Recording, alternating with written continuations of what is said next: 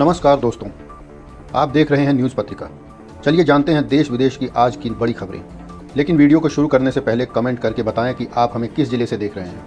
Video को like और channel को सब्सक्राइब जरूर करें। तो चलिए शुरू करते हैं आज की बड़ी सुर्खियों के साथ। जापान दौरे पर पहुंचे प्रधानमंत्री नरेंद्र मोदी का टोक्यो में खास स्वागत हुआ। उन्हें शुभकामना स्वरूप दारुमा गुड़िया भेंट की गई। भारतीय संस्कृति से जुड़े कार्यक्रम भी हुए, जिनमें जापानी महिलाओं ने भरतनाट्यम नृत्य प्रस्तुत किया। साथ ही गायत्री मंत्र और राजस्थानी भजन गाकर वातावरण भक्तिमय बना दिया गया। रूस ने समुद्री ड्रोन से हमला कर यूक्रेन का सबसे बड़ा खुफिया जहाज डुबो दिया। यह जहाज 10 साल पहले जासूसी मिशन के लिए बनाया गया था। हमले का वीडियो भी सामने आया है। अमित शाह ने विपक्ष पर हमला करते हुए कहा कि पीएम मोदी को जितनी गाली दोगे उतना ज्यादा कमल खिलेगा। उन्होंने राहुल गांधी को निशाने पर लेते हुए कहा कि अगर उनमें थोड़ी सी भी शर्म है तो मोदी जी और उनकी मां से माफी मांगे। पटना में राहुल गांधी की यात्रा के दौरान हंगामा हो गया। राहुल के भाषण में पीएम मोदी को गाली देने पर बीजेपी और कांग्रेस कार्यकर्ता भिड़ गए। पटना में लाठी डंडे चले और मुजफ्फरपुर में कांग्रेस ऑफिस का घेराव हुआ। गाली देने वाले आरोपी को पुलिस ने गिरफ्तार कर लिया है। गुजरात के पूर्व बीजेपी विधायक और एक आईपीएस अधिकारी समेत 14 लोगों को उम्र कैद की सजा सुनाई गई है। इन पर सूरत के एक बिल्डर को अगवा कर उसके खाते से 12 करोड़ रुपए के बिटकॉइन अपने खातों में ट्रांसफर कराने का आरोप साबित हुआ है। पाकिस्तान के जल संसाधन मंत्री ने आरोप लगाया है कि भारत जानबूझकर पानी छोड़कर उसे हथियार की तरह इस्तेमाल कर रहा है, जिससे देश में भारी बाढ़ आ गई है। अब तक 750 से ज्यादा लोगों की मौत हो चुकी है और लाखों लोग प्रभावित हैं। रिलायंस इंडस्ट्रीज की एजीएम में मुकेश अंबानी ने ऐलान किया कि जियो का आईपीओ जून 2026 तक लाया जाएगा। इसके साथ ही उन्होंने बताया कि जियो गूगल और मेटा के साथ एआई टेक्नोलॉजी पर पार्टनरशिप करेगा। राजेश कुमार, जो हाल ही में आगरा के एडिशनल सिटी मजिस्ट्रेट के पद पर तैनात थे, लखनऊ आगरा एक्सप्रेसवे पर एक सड़क हादसे में उनका निधन हो गया। वे अपने कर्तव्यनिष्ठ और अनुशासित कार्यशैली के लिए जाने जाते थे। हादसा उस समय हुआ जब वे लखनऊ से आगरा लौट रहे थे। यह घटना प्रशासनिक सेवा के लिए एक बड़ी क्षति मानी जा रही है। राजेश कुमार के योगदान को याद करते हुए अधिकारियों और आम जनता ने उन्हें श्रद्धांजलि दी। उत्तर प्रदेश में एमबीबीएस की फीस में बढ़ोतरी को लेकर विवाद खड़ा हो गया है। शैक्षणिक सत्र 2024-25 से फीस 11,78,892 से बढ़ाकर 14,14,670 रुपये कर दी गई, जो लगभग 20% की वृद्धि है। यह वृद्धि नीट के नियमों के खिलाफ है, जो 3 साल में 15% से अधिक फीस बढ़ोतरी की अनुमति नहीं देता है। छात्रों ने इसे मनमानी और बिना पर्याप्त विचार के किया गया कदम बताया है। इलाहाबाद हाईकोर्ट ने इस पर फिलहाल रोक लगा दी है और राज्य सरकार से जवाब मांगा है। अगली सुनवाई 17 सितंबर को होगी। बिहार के युवाओं ने स्वदेशी super app blue era launch किया है। इस ऐप पर पान की दुकान से लेकर बड़े शोरूम तक नौकरी डायरेक्ट मिलेगी और बिजनेस की लिस्टिंग आसान होगी। मुजफ्फरपुर में भाजपा कार्यकर्ताओं ने प्रधानमंत्री नरेंद्र मोदी और उनकी मां को लेकर अभद्र टिप्पणी का विरोध करते हुए हंगामा किया। यह टिप्पणी कांग्रेस नेता मोहम्मद नौशाद के समर्थकों द्वारा राहुल गांधी की वोटर अधिकार यात्रा के दौरान दरभंगा मंच से की गई थी। भाजपा ने इसे गंभीर अपमान मानते हुए पटना में प्रदर्शन किया। इस दौरान कांग्रेस के दफ्तर पर हमला, तोड़फोड़ और मारपीट की घटनाएं हुई। कांग्रेस ने आरोप लगाया कि पुलिस मूक दर्शक बनी रही और भाजपा कार्यकर्ताओं ने उनके दफ्तर में घुसकर कर्मचारियों को पीटा। वहीं भाजपा ने कांग्रेस पर हिंसा की संस्कृति को बढ़ावा देने का आरोप लगाया है। इस घटना के बाद कांग्रेस नेता राहुल गांधी ने ट्वीट कर कहा कि वे सच्चाई और संविधान की रक्षा करते रहेंगे, भले ही विरोधी मारो और तोड़ो की राजनीति करें। हिमाचल प्रदेश के चंबा में भूस्खलन से बड़ा हादसा हुआ है, जिसमें 11 लोगों की मौत हो गई। वहीं उत्तराखंड में बादल फटने से 5 लोगों की जान चली गई।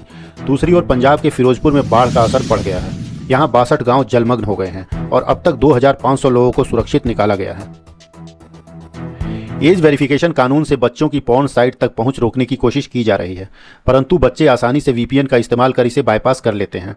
वीपीएन यूजर की लोकेशन छुपा देता है, इसलिए उम्र चेक बेअसर हो जाता है। हाल ही में वीपीएन डाउनलोड में भारी बढ़ोतरी हुई है। सरकार और विशेषज्ञ इसे बड़ा लूपहॉल मान रहे हैं, लेकिन वीपीएन कानूनी टूल है, इसलिए इसे बैन करने की संभावना नहीं है। इजरायली हमलों से फिलिस्तीनी कैंपों में हालात बद से बदतर हो गए हैं। लोग कह रहे हैं कि वे अपनी ही जमीन पर दोबारा रिफ्यूजी बन गए हैं। कैंप में जिंदगी कैद जैसी है, न बाहर निकलने की राह, न देश छोड़ने का रास्ता। भूख और असुरक्षा से जूझते परिवार लगातार विस्थापित हो रहे हैं। गुजरात के जामनगर स्थित अनंत अंबानी के वनतारा में एनाकोंडा, कोमोडो ड्रैगन, इग्वाना और नीला हिप्पो जैसे विदेशी जानवर पाए गए हैं। सवाल उठा कि ये भारत में कैसे आए।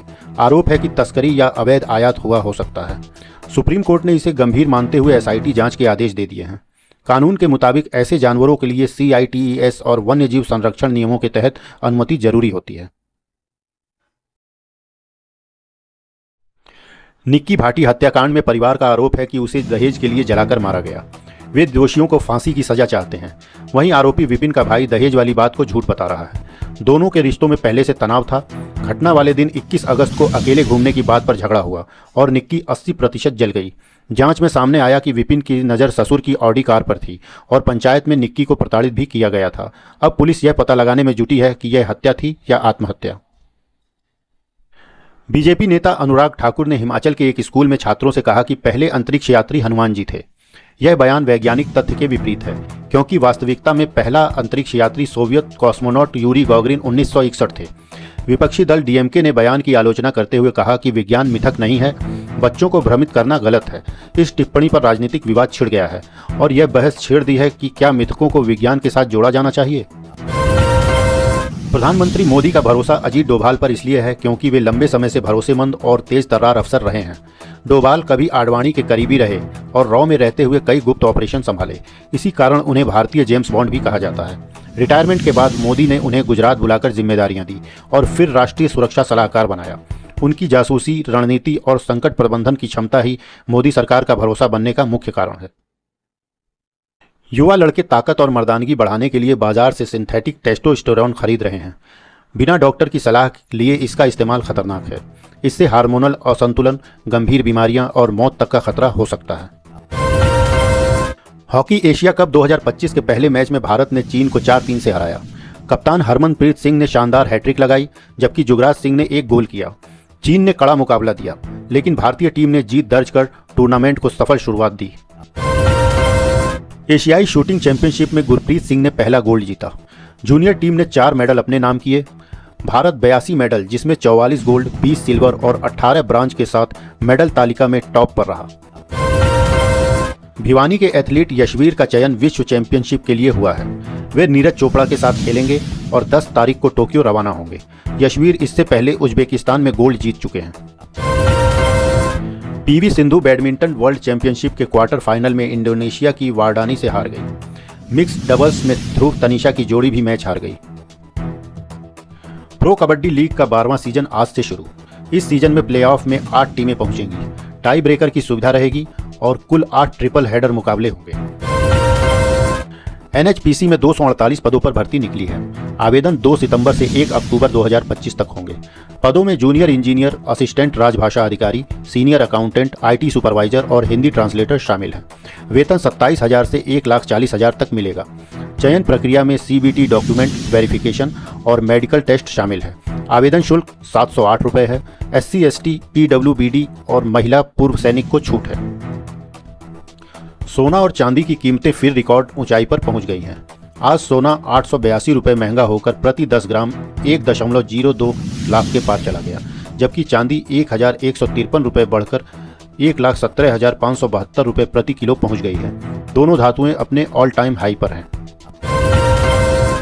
रुपया रिकॉर्ड ऑल टाइम लो पर गिरा है। डॉलर के मुकाबले 64 पैसे टूटकर 88.29 पर पहुंच गया। यह इस साल अब तक 3% कमजोर हो चुका है।